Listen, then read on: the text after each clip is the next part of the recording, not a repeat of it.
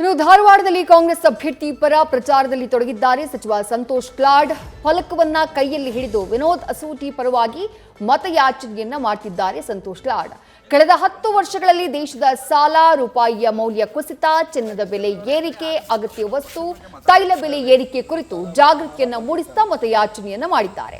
ಕೇಂದ್ರ ಸರ್ಕಾರದ ವೈಫಲ್ಯಗಳ ಫಲಕವನ್ನ ಹಿಡಿದು ಮತಯಾಚನೆಯನ್ನ ಮಾಡಿದ್ದಾರೆ ಸಚಿವ ಸಂತೋಷ್ ಲಾಡ್. ಸಂತೋಷ್ ಲಾಡ್ಗೆ ಎನ್ಎಚ್ ಕೋನರೆಡ್ಡಿ ಸೇರಿದಂತೆ ಹಲವು ಕಾಂಗ್ರೆಸ್ ಮುಖಂಡರು ಈ ಸಂದರ್ಭದಲ್ಲಿ ಸಾಥನ್ನ ಕೊಟ್ಟರು. ನಾವು ನಮಗೆ ಓಟ್ ಹಾಕಿ ಅಂತ ಹೇಳ್ತಲ್ಲ, ಬಟ್ ಈ ಪ್ರಮುಖ ವಿಷಯಗಳ ಬಗ್ಗೆ ಚರ್ಚೆ ಆಗಲಿ ಅನ್ನೋದು ನಮ್ಮ ವಾದ. ನಮಗೆ ಓಟ್ ಹಾಕಬೇಕು ಅಥವಾ ನಮ್ಮ ಪಕ್ಷಕ್ಕೆ ಓಟ್ ಹಾಕ್ಬೇಕಂತ ಹೇಳ್ತಾ ಇಲ್ಲ, ಬಟ್ ಈ ವಿಷಯಗಳ ಬಗ್ಗೆ ಚರ್ಚೆ ಇಲ್ಲರಂಗೆ 58 ರೂಪಾಯಿ ಇರ್ತಕ್ಕಂಥ ಡಾಲರು 84 ರೂಪಾಯಿ ಆಗೈತೆ. ಇಷ್ಟೇ ಸಾಕು. ಎಕ್ಸಾಮ್ ಪಾಸ್ ಆಗಿರೋ ಫೇಲ್ ಆಗಿರೋನಕ್ಕೆ ಇವೇ ಸಾಕ್ಷಿ. ಮೇಡಮ್ ನಮಸ್ಕಾರ. ಮೇಡಮ್ ಒಂದ್ಸಲ ಓದ್ಬೋದಾ?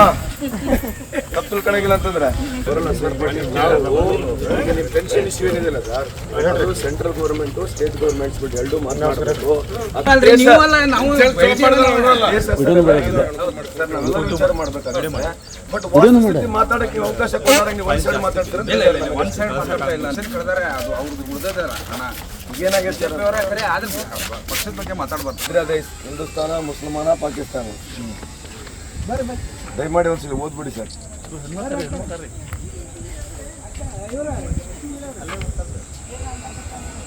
ಅನ್ನಂಗೆ ತೋರಿಸ್ಕೊಂತ ಈ ಮಾಧ್ಯಮಗಳು ತೋರಿಸ್ತಾ ಇದ್ದಾವೆ.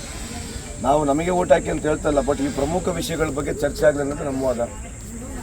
ನಮಗೆ ಓಟ್ ಹಾಕಬೇಕು ಅಥವಾ ನಮ್ಮ ಪಕ್ಷಕ್ಕೆ ಓಟ್ ಹಾಕ್ಬೇಕಂತ ಹೇಳ್ತಾ ಇಲ್ಲ, ಬಟ್ ಈ ವಿಷಯಗಳ ಬಗ್ಗೆ ಚರ್ಚೆ ಇಲ್ಲರಂಗೆ 58 ರೂಪಾಯಿ ಇರ್ತಕ್ಕಂಥ ಡಾಲರು 84 ರೂಪಾಯಿ ಆಗೈತೆ. ಇಷ್ಟೇ ಸಾಕು. ಎಕ್ಸಾಮ್ ಪಾಸ್ ಆಗಿರೋ ಫೇಲ್ ಆಗಿರೋನಕ್ಕೆ ಇವೇ ಸಾಕ್ಷಿ. ನ್ಯೂಸ್ ಫಸ್ಟ್ ನಿರ್ಭೀತಿಯಿಂದ ನಿಮ್ಮ ಪರವಾಗಿ.